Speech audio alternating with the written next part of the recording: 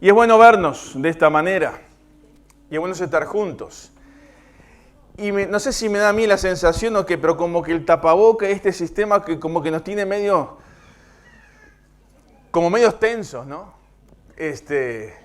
Y a veces como que estamos ahí como que escondidos atrás de algo. Pero bueno, que que podamos sentir la libertad en el espíritu y poder disfrutar de este tiempo de estar juntos. Y una palabra que está de moda este tiempo es presencialidad, ¿o no? Estoy seguro que esa palabra, no sé, si hicieran ahí en el Google ese ranking, creo que hoy en día deberían dar ahí en los primeros lugares, ¿no? Porque todos los días y mucha gente habla de esta palabra, de presencialidad, de estar presentes. Y nos hemos dado cuenta de la importancia de la presencialidad. Esta palabra está de moda, es una palabra que marca un estado, por así decirlo. ¿Estoy presente o no estoy presente? La presencialidad, el estar juntos, nos permite ver, transmitir cosas, sentimientos, saludos, expresiones que aunque no nos podemos dar un beso, pero la cara dice, y me quedo con eso ahí, no, pero es eso de estar juntos, de compartir el saludo de esa manera.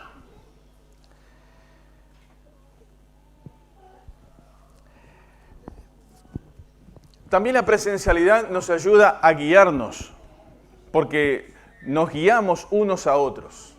Así como dice la Biblia que tenemos que orar unos por los otros, también nos guiamos, nos acompañamos. Y nos damos cuenta que en este camino, en este mundo, no estamos caminando solos, sino que vamos acompañados de otros.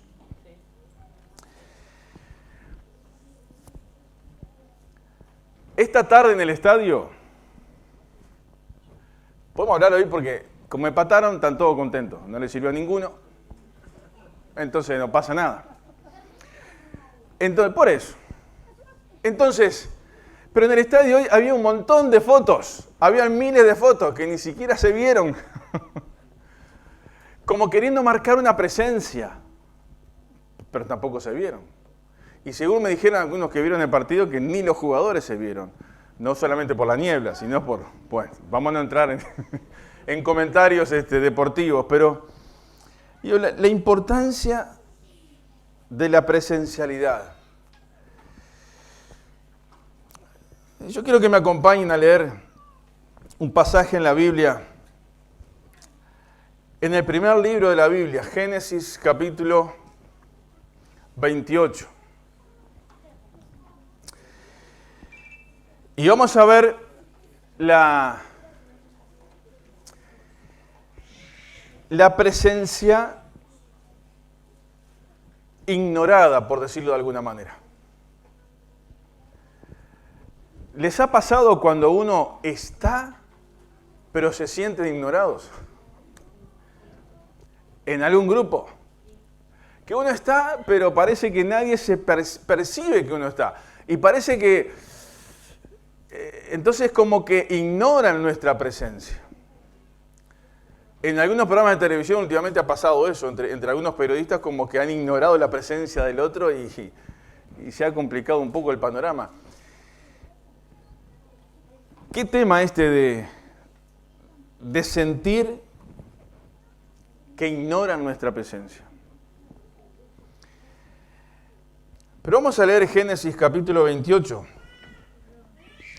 Y le digo 3 frases como para contextualizar un poquito este pasaje, que muchos conocemos este pasaje, pero algunos quizás no tanto. Este es una persona que está huyendo de su hermano, porque su hermano lo quería matar, no porque se había enojado simplemente, sino que quería terminar con su vida. La razón, y había engañado.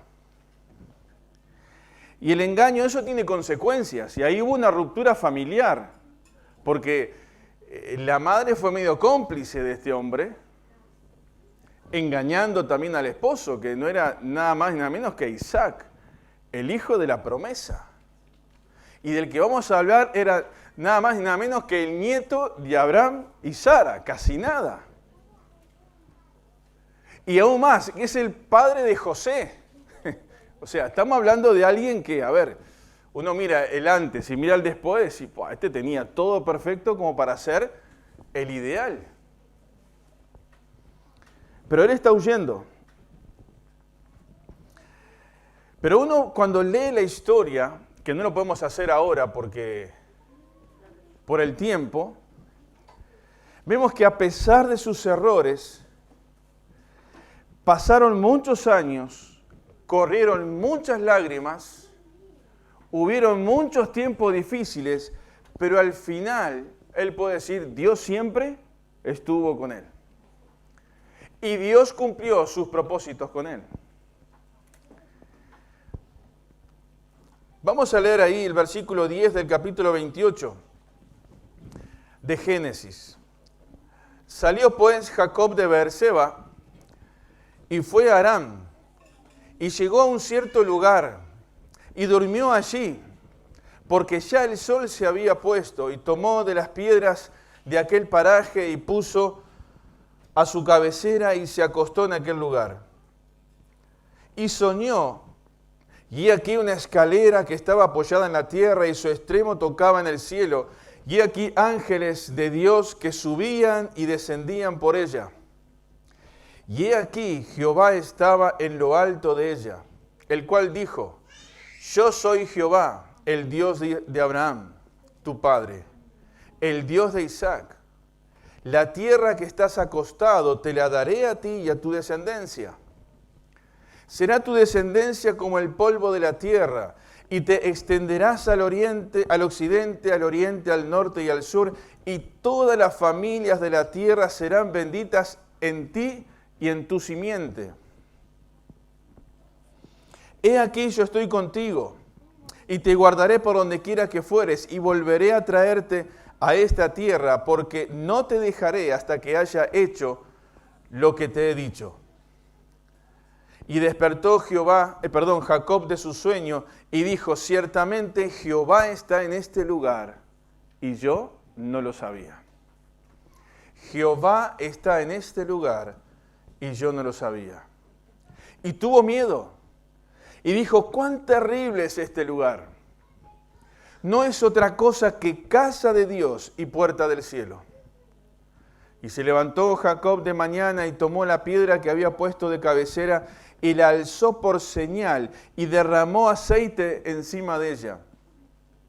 Y llamó el nombre de aquel lugar Betel, aunque Luz era el nombre de la ciudad primero. E hizo Jacob voto diciendo, si fuere Dios conmigo y me guardare en este viaje en que voy, y me diere pan para comer y vestido para vestir, y si volviere en paz a casa de mi padre, Jehová será mi Dios. Y esta piedra que he puesto por señal será casa de Dios. Y de todo lo que me diereis, el diezmo apartaré para ti. Y todo lo que me dieres, dice, el diezmo apartaré para ti. Nadie le había enseñado, o sea, no había ninguna ley, no había nada, pero allí había algo ya en el corazón. Sin duda había visto el ejemplo. Sabía lo que le correspondería a Dios, de aquellas cosas que él podía recibir la bendición de parte de Dios. Ahora, la historia de Jacob y Esaú es una historia interesante, ¿no? Ya desde el vientre de su madre ya venían con algún conflicto. Ahí como que peleándose a ver cuál nacía primero. Y nació Esaú y, ¿se acuerdan? Jacob dice que salió agarrado del talón de su hermano.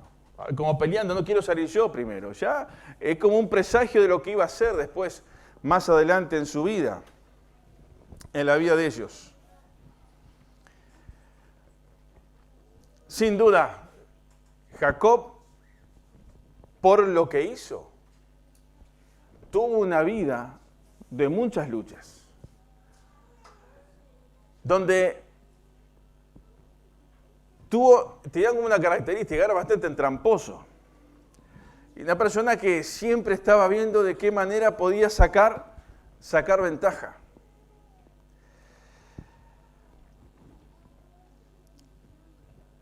Todos sabemos que la historia en aquel tiempo, el primogénito, el mayor, tenía la mayor parte de la herencia. Y en un momento de esos malos, donde se piensa más con el estómago que con la cabeza, y pensando que la decisión que había tomado no iba a tener ninguna consecuencia, bueno, llega cansado, con hambre, y bueno, hay un contacto, un diálogo entre los hijos, y Jacob, viendo de qué manera podía conseguir un rédito, quedarse con lo que no le correspondía, y allí hace toda una artimaña y dice, bueno, si me das tu primogenitura, si me vendes tu primogenitura, sí, te doy un plato de comida. Y algo que aparentemente era sin importancia en el momento. Esaú, ¿qué hizo Esaú? Dijo que sí. Como que en ese momento había hambre. Y lo que había que satisfacer era el hambre, sin pensar en las consecuencias que eso podía tener. Pero la cuestión es que sigue con esto y parece como que eso quedaba allí en el olvido. Pero llega el momento donde Isaac, ya cargado en años, llama a sus hijos, me queda poco tiempo, quiero darles la bendición. Y así Rebeca escucha la conversación, llama a Jacob y dice, mirá, tu padre va a bendecir, vení, vamos, para que vos te quedes con eso. Esto es un tema familiar, ¿no? No tenemos el tiempo de entrar en esto, yo quiero ir a otra cosa, simplemente estoy contextualizando un poquito esto. Y ahí, cargado de años, Jacob, con sus ojos que no veía, palpa el brazo de Jacob y sabía que uno tenía mucho vello, mucho pelo, y el otro no. Y le puso ahí como una piel de un animal, como para disimular un poco, y le dio la bendición. Y Isaac le había dicho a su hijo mayor, ve al campo, caza, como era de costumbre, y trae, y prepáramelo como a mí me gusta, y te voy a dar la bendición. Y bueno, así apareció Jacob. Y ahí sigue toda la historia. Y a pesar de eso, Dios tuvo misericordia de Jacob. Saben, Jacob fue un hombre que supo trabajar, porque cuando él tuvo que correr por su vida, fue a la casa de su tío Labán. La madre dijo, andá allá a la casa de tu tío y guardate allá y cuídate. Y bueno, empezó a trabajar. Y bueno, el engañador terminó siendo engañado. Quería la hija mayor y la hija menor le gustaba y dice, no, por acá primero se casa la mayor, así que te doy la mayor primero, trabajás 7 años más y te doy la otra, y tuvo que trabajar 14 años. Y bueno, tuvo un montón de temas, la cuestión es que él también se va de ahí. Pero interesante que Jacob tuvo en su corazón la actitud de pedir perdón. Y Esaú tuvo en su corazón la actitud de ¿qué? De poder perdonar. Y pasaron muchos años, pero Dios fue cuidando a Jacob. La vida de Jacob es como un reflejo de toda la vida humana. Una mezcla de pecado y de gracia. Porque nosotros diríamos, pero con todo lo que hizo Jacob, ¿cómo Dios lo va a bendecir? Cuando se quedó con algo que no le correspondía, cuando engañó. Pero supo también pedir perdón. Y hay una mezcla, o mejor dicho, hay una demostración de que frente al pecado está ¿qué? Está la gracia de Dios. Y si no existiera la gracia de Dios, ninguno de los que estamos acá hoy podríamos estar en este lugar. Porque nosotros somos igual o quizás peores que Jacob. En muchas cosas. Pero esa vida, una vida que estaba entre el pecado y la gracia. Y la grandeza de Jacob supo que en su momento, el momento de pedir perdón, fue y pidió perdón.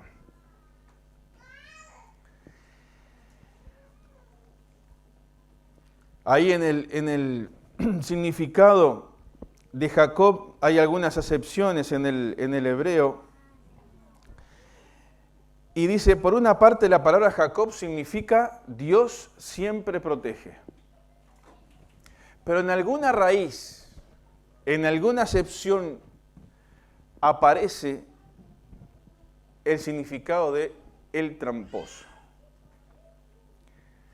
Ahora está esa mezcla. Que a pesar de lo que nosotros podamos ser en nuestros errores y en nuestros pecados y en nuestra avaricia y el no pensar como Dios quiere que pensemos y actuar como a nosotros nos parece, igual la gracia de Dios se manifiesta. Y mientras estemos en este mundo, vamos a poder experimentar siempre la gracia de Dios. Y la gracia de Dios es algo que está de la primera hoja de la Biblia hasta la última hoja de la Biblia. Porque si no fuera por la gracia de Dios, por eso que Dios nos da sin merecerlo, no estaríamos ninguno acá. Y no tendríamos las bendiciones que Dios nos ha dado en nuestra vida. En definitiva, la vida de Jacob es una vida que nos enseña que uno se puede equivocar. Que uno puede hacer lo peor que uno se imagine. Pero cuando va Dios, ¿qué encuentra en Dios? Gracia. Otra oportunidad.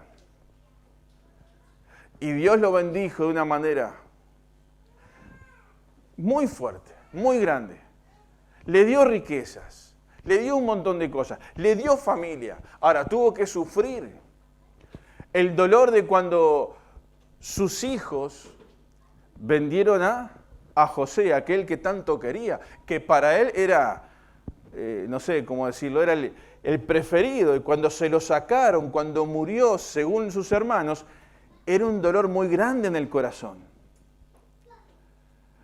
Cuando uno mira la vida de Jacob y dice, bueno, al final la gracia de Dios se manifestó, pero en el camino hubieron muchas lágrimas, hubieron mucho dolor. Y hermanos, ¿eso es nuestra vida o no? Nosotros nos hemos equivocado ¿cuántas veces? Y a veces hemos tenido que pedir perdón. Y hemos tenido que estar dispuestos a perdonar a otros. Y quizás si estamos en eso de perdonar o recibir el perdón o pedir perdón y estamos luchando con eso, la gracia de Dios está cubriendo eso. Pero la gracia de Dios nos tiene que llevar a eso. Y voy a decir algo que es muy delicado. Perdonar no significa que después todo va a ser igual que antes. ¿Se entiende lo que digo? Porque uno podrá perdonar cualquier cosa. Ahora, que sea igual que antes, es muy difícil. Hay una amistad, en el matrimonio, cuando hay que perdonar cosas, hay cosas que uno puede perdonar y nos hacen crecer, pero hay cosas que pasan en un matrimonio, puede ser un tema de infidelidad, un tema de lo que sea. Está bien, se podrá perdonar, pero ya no es lo mismo que antes, ¿o no? Ya hay que trabajar sobre otras realidades para poder avanzar y llevar eso hacia adelante. Quizás con un hermano o una hermana. Somos hijos de Dios, pero nadie está libre de pasar por el momento difícil de ofender o de ser ofendido. Pero lo bueno siempre que es perdonar.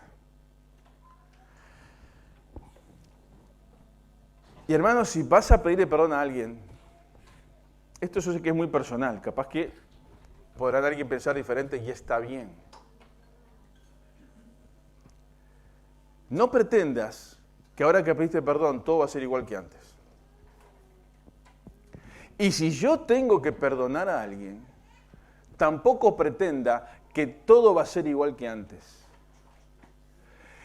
El hombre y la mujer no perdona y olvida, no puede olvidar. El que dice olvido está mintiendo, y con mayúscula, porque eso es parte de nuestra historia, está en el registro. El tema de la capacidad que tú y yo tenemos es decir, bueno, cuando perdono, eso no me afecta en mi relación contigo. Puedo llevarme normalmente, llevarme bien, estar en paz, como dice la Biblia. Estar en paz, pero no significa que va a ser todo igual que antes. Quizás con el tiempo se podrán ir reconstruyendo cosas, se podrá ir mejorando y Dios lo dirá. Pero en definitiva lo que tengo que lograr, ¿qué es? Estar en paz. Y si hay que pedir perdón, pedirlo. Y si hay que perdonar, perdonar. Y trabajar sobre eso. Y estar en paz. Y Jacob tuvo eso, de pedir perdón. Y debo decir la verdad. No pensaba decir esto, no sé por qué lo dije, pero ahí está. Porque no era el centro de lo que yo quería compartir. Pero miren, quiero volver al texto que leímos. La presencialidad tiene cosas imprescindibles.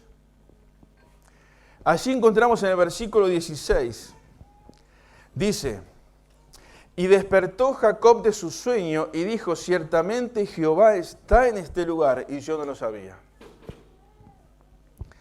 Dios estaba y él no lo sabía. Ahora yo les pregunto, hermanos, si no es para que ustedes me contesten a mí, sino para que ustedes se contesten a ustedes mismos. ¿Nos puede pasar a nosotros lo mismo que a Jacob? Dios está, pero yo no lo sabía. Ahora, en el saber de conocer, todos sabemos, mi Dios donde quiera está. Si lo buscas en el cielo, si lo buscas en mi vida, si lo buscas en donde, todo ese coro que cantamos. Dios está en todas partes, Dios es omnipresente. Lo sabemos eso, ¿verdad? Ese es un conocimiento que pasa por acá, por el coco iba a decir, por la cabeza. Por la cabeza. Sé que está. El tema es si siento que está. Dios se está moviendo y a veces puedo yo no darme cuenta de que Dios se está moviendo. Dios está haciendo cosas y puedo pasar, mirarla desde la tribuna. Y Dios quiere utilizarme para bendecir a otros y para que su presencia se muestre y para glorificar su nombre, pero a veces Dios se está moviendo y yo no me di cuenta. ¿Cómo estaba Jacob? Durmiendo. Vaya sueño tenía pesado, una piedra, ¿no? La almohada. Yo podré dormir sin colchón, pero sin almohada se me complica. Pero yo, pensando como era Jacob, no creo que haya puesto una piedra así nomás, no le habrá puesto algún pedazo de ropa, algo ahí como para amortiguar un poco. Dormido totalmente, jamás imaginé lo que le iba a pasar. Y Dios trata con él en ese sueño. Y dice ese versículo 17, y tuvo miedo. Y dijo, este lugar no es otra cosa que casa de Dios y puerta del cielo. Casa de Dios y puerta del cielo. En realidad, donde Dios está, es la casa de Dios. A veces decimos, bueno, la iglesia es la casa de Dios. Sí, uno entiende la parte física, donde nos juntamos el pueblo de Dios, pero en definitiva, ¿dónde mora Dios? En nuestro corazón, en nuestra vida. El Espíritu Santo es la presencia de Dios y Dios está ahí. Y qué terrible, es peor todavía decir, Dios está obrando, está dentro mío y a veces no me doy cuenta porque yo tengo el GPS puesto en otra dirección. Hermanos, Dios está haciendo cosas hoy en día muy grandes en nuestro país. Y muy cerca nuestro. Muy cerca nuestro. Y hay sensibilidad en la gente. La gente quiere que se le hable de Dios. Y capaz nosotros vamos a hablar de política. La gente quiere que se le hable de lo espiritual y vamos a hablar del resultado del clásico solamente. La gente necesita, Dios está obrando. Todo esto que está pasando mundialmente es la presencia de Dios que está sensibilizando gente para que se dé cuenta de que no somos nada. Y Dios se está moviendo y a veces podemos caer en aquello de estar en un sueño y estar pensando en otra cosa. Ahora, es preocupante cuando Dios quiere hacer cosas, cumplir sus propósitos en nuestra vida y no nos damos cuenta de eso. Porque Dios tenía un plan con Jacob y sin embargo él no se dio cuenta de eso.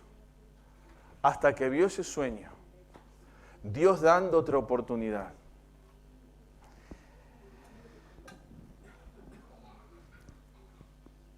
En segundo lugar, dice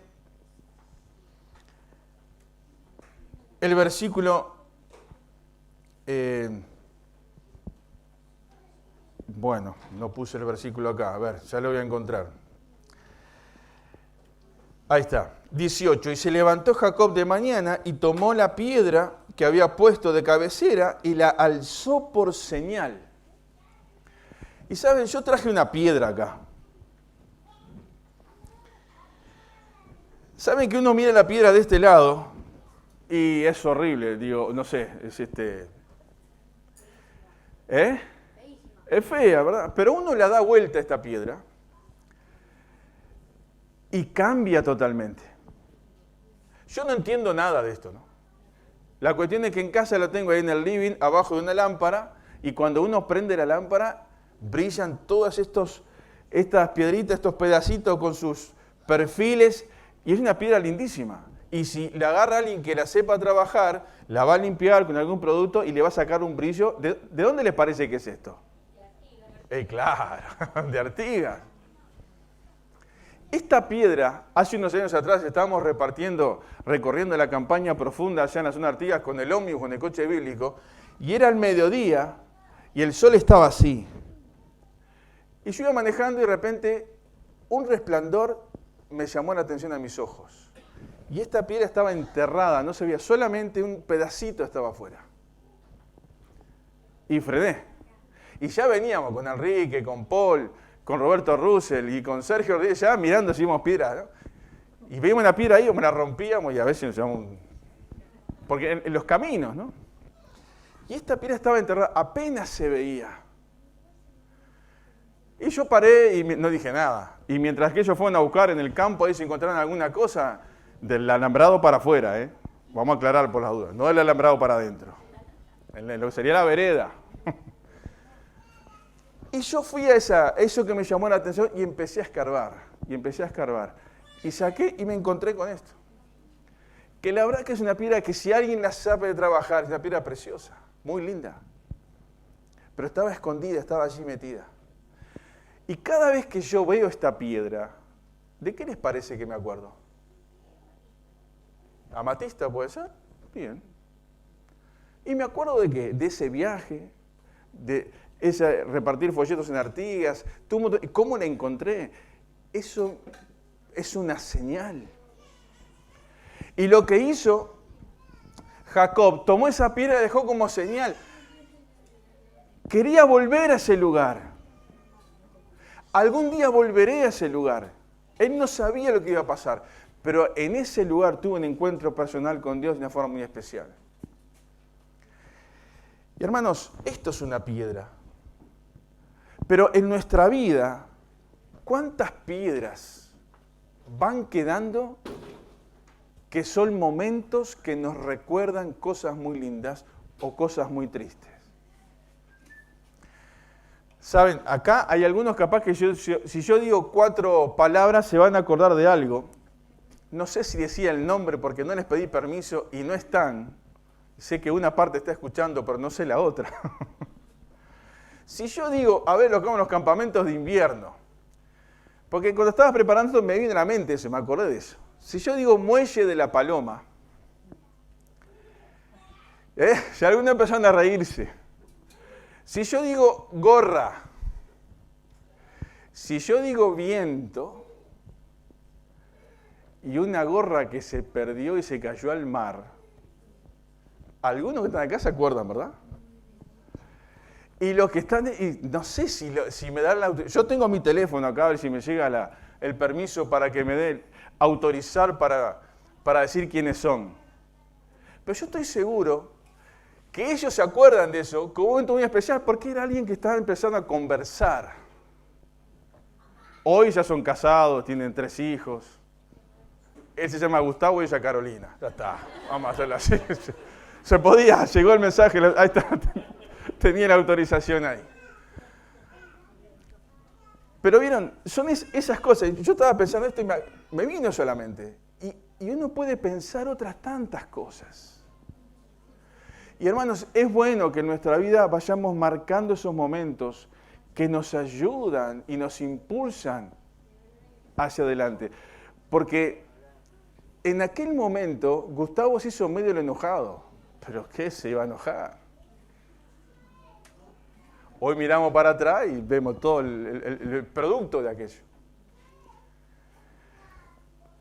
Jacob dijo, este es un momento que lo tengo que grabar, que registrar.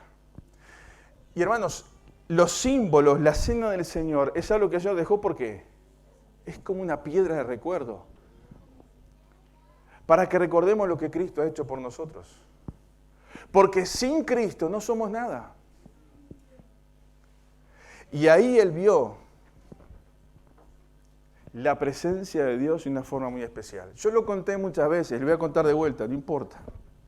Hace muchos años, una reunión de oración unida, éramos 10, en la iglesia de Colón, una iglesia pequeña, ahora la agrandaron un poco más, hasta aquel tiempo era muy chiquita. Y yo iba con el tío Nelson. Y me acuerdo como si fuera hoy sentado yo en el último banco, era el único gurí que había, porque, verdad, tenía 15, 16 años, no sé si andaba por esa edad. Los demás eran todos con algunas decenas encima. Pero un hermano que ya está con el Señor, en el primer banco empezó a orar. Y parecía que ese hermano me estaba mirando a mí. Y él ni sabía que yo estaba porque yo llegué un poquito más tarde y estaba sentado en el primer banco él. Y el Señor a mí me marcó con esa oración. Me acuerdo palabras como, Señor, que tú levantes jóvenes que estén dispuestos a servirte. Y parecía que cada palabra me pegaba a mí. Y nunca me voy a olvidar de ese día, el lunes a la noche, donde uno se imagina que no va a pasar nada. Pero Dios estaba hablando ahí. Y gracias a Dios que me di cuenta de eso. Y hoy miro para atrás y en el acierto o en el error, digo, Señor, gracias por tu misericordia. Y por último, porque ya el tiempo se nos va. Versículo 15 encontramos una promesa. Esta promesa que Dios le hace a Jacob. He aquí, yo estoy contigo y te guardaré por donde quiera que fueres y volveré a traerte a esta tierra, porque no te dejaré hasta que haya lo que te he dicho. Miren, hermanos, esto es tremendo. Es decir, Dios mira a Jacob y le dice en su sueño, no te voy a soltar hasta que cumpla mi voluntad en ti. Hasta que cumpla mis promesas. Esta tierra que tú tienes acá te la voy a dar. Y pasaron años, y pasaron lágrimas, y pasaron situaciones complejas. Pero Dios cumplió su palabra. Tuvo que volver muchos años después. No sé si habla más de 22 años, creo. Para que se reencuentre con su hermano, con un montón de miedos y de precauciones, porque no sabía cómo su hermano podía reaccionar después de tanto tiempo. Pero el abrazo selló aquel perdón y permitió que se cumpliera la promesa de Dios en la vida de Jacob.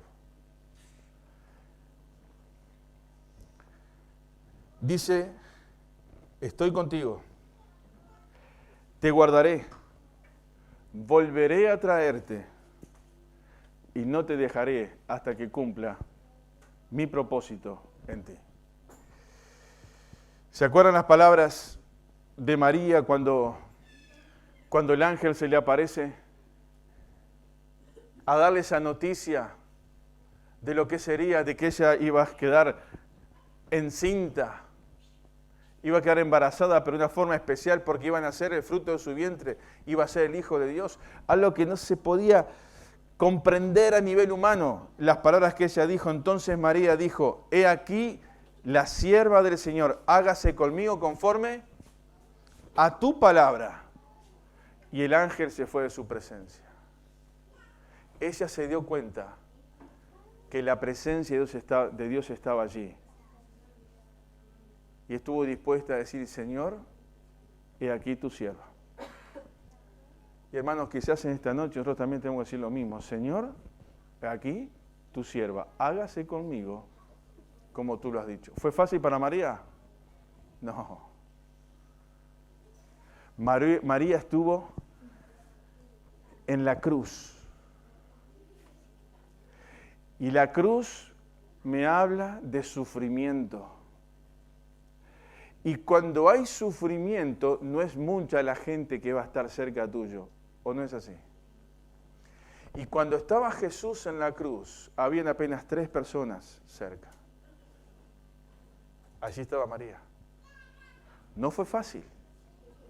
Pero ella dijo, Señor, hágase tu palabra, cumple tus propósitos con tu sierva.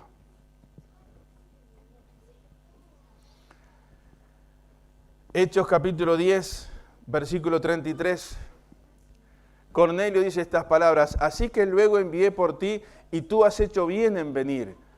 Ahora pues todos nosotros estamos aquí en la presencia de Dios para oír todo lo que Dios te ha mandado. ¿Se dio cuenta? ¿Estaban delante de la presencia de Dios para escuchar algunas cosas? No, para escuchar todo lo que Dios dice y para obedecer. Y vaya que lo que Dios hizo en ese momento, tremendo, ahí en el capítulo 10, en la casa de Cornelio. Y termino con Hechos, capítulo 2, versículo 28, dice, me hiciste conocer los caminos de la vida, me llenarás de gozo con tu presencia. Vivir bajo la presencialidad de Dios, seremos contagiados de todo lo que Él es. Él es amor, es vida, misericordia, paz, seguridad. Vivir bajo la presencia de Dios. Hermano, hermana, que lo que más nos preocupe sea la presenciabilidad o la presencialidad de Dios en nuestra vida. Estar delante de Dios, sentir la presencia de Dios. Y si sentimos la presencia de Dios, no solamente vamos a percibir más lo que Él es, sino vamos a poder ver lo que Él hace. Y que cuando Dios quiera hacer, pueda encontrar muchas Marías que estemos dispuestos a decir estas palabras. He aquí la sierva del Señor. He aquí tu siervo. Hágase conmigo conforme a tu palabra.